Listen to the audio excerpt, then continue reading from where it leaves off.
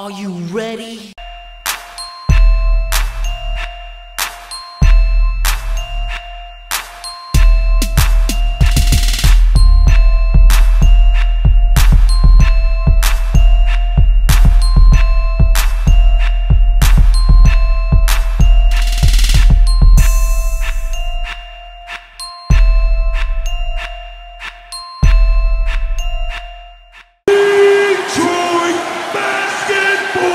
How's it going, peeps? It's your boy Ozzy, and I wasn't ready to do this video yet, but this team is struggling, and everyone is frustrated, and it's understandable.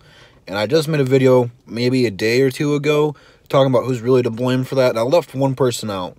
But before we hop into what this is about to turn into, because I don't know where this is going, I'm just shooting it off the head, which I have been doing of late. But check the description out, follow me on Instagram and Twitter. And then this weekend, I am doing a podcast with some of my buddies. So come back to check that out. We're just talking. We're going to talk about the Pistons. We're talking about different players sitting out for the All-Star game. And just a whole bunch of different stuff. Funny stories. We're going to talk about AEW, the new wrestling thing that's coming out there. So come back to check that out. That'll be coming out this weekend. But without further ado, why you guys are here right now. As of last night, the Pistons lost to the Lakers by 13. Kyle Kuzma blew up and dropped 41 points on us.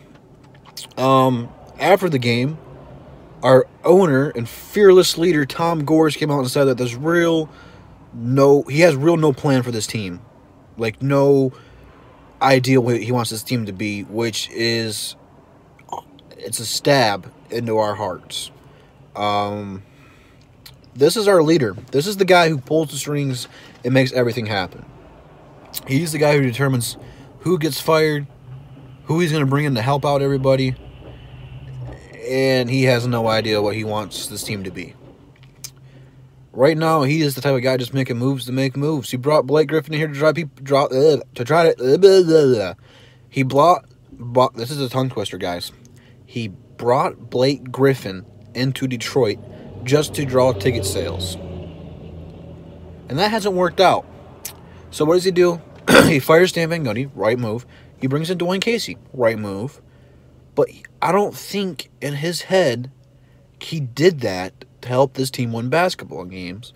I think he did it just to draw tickets in. So now Blake's having a good season. No one's going to these games. And he's kind of just, it is what it is. That is the problem with this team. It's the problem with the Lions that have been going on for forever. Ownership. This team isn't going to be going anywhere anytime soon if something seriously does not change. And I know in the upcoming years, we get more and more money. But I don't trust this organization to sign anybody at a good contract. I really don't. We're going to get all this money that we've been deadlocked into for years, and we're going to waste it on someone like a Ben Gordon, a Charlie V, a Josh Smith, it goes on and on, a Reggie Jackson, a John Lure, an Ish Smith, just way overpaying everyone just to get him to come to Detroit. And I don't trust him. I don't. Now, he's a good person for players. He's a player's owner. I know there's players' coaches. He's a player's owner. Very friendly guy, but he never comes to the games. He went to LA where he's from, and that was like the first game, maybe besides the opening of the season, that we've even seen or heard from him. He doesn't care about this team. He really doesn't. He's just doing stuff just to seem like an owner. He doesn't know anything about basketball, and that's a problem. And a lot of these rich people, super rich people, don't know about the sports that they do.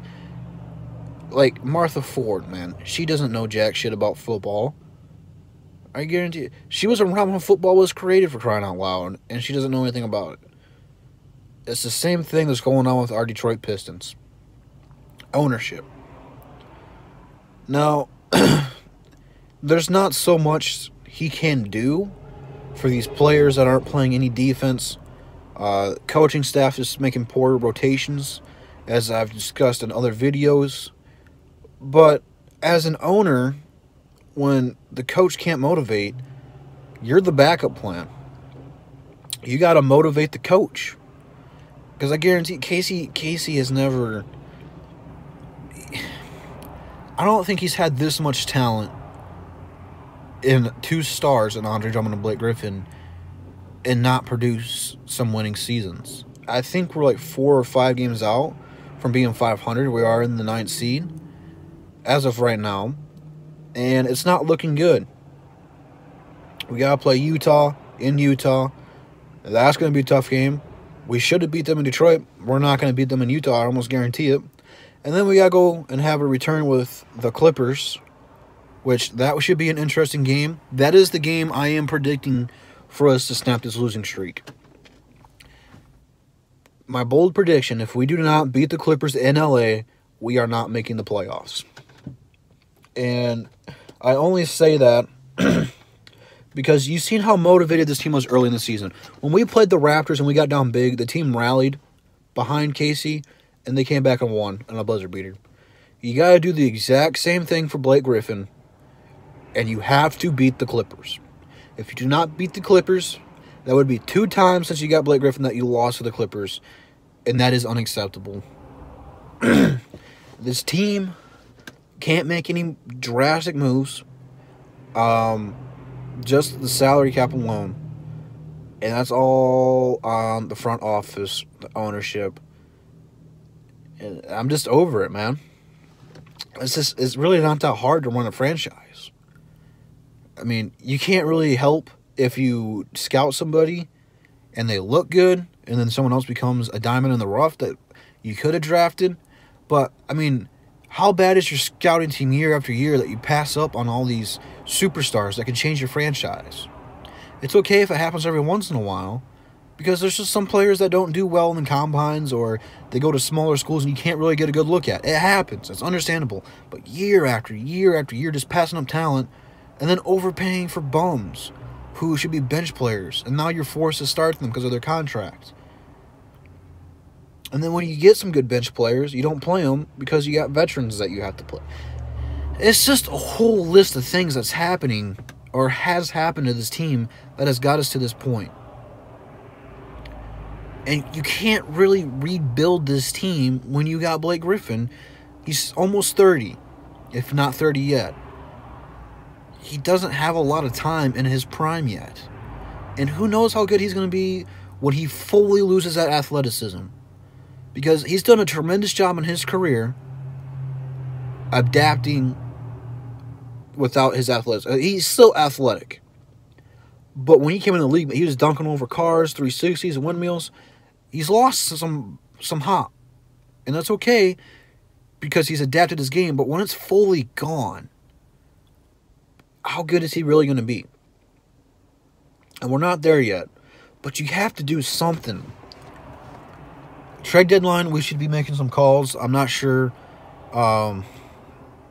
at this point what the hell this team is doing. I really don't.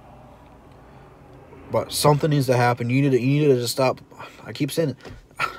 Why are we even talking about Jose Calderon, man? He shouldn't even be playing. Zaza should not be playing, man. And we just keep making mistakes, and it's just... I mean, I don't know, guys. I don't know anymore. I really don't. I mean, this team just looks so promising to start the season off, right? And it's just spiraled out of control, and there's not much we can do about it.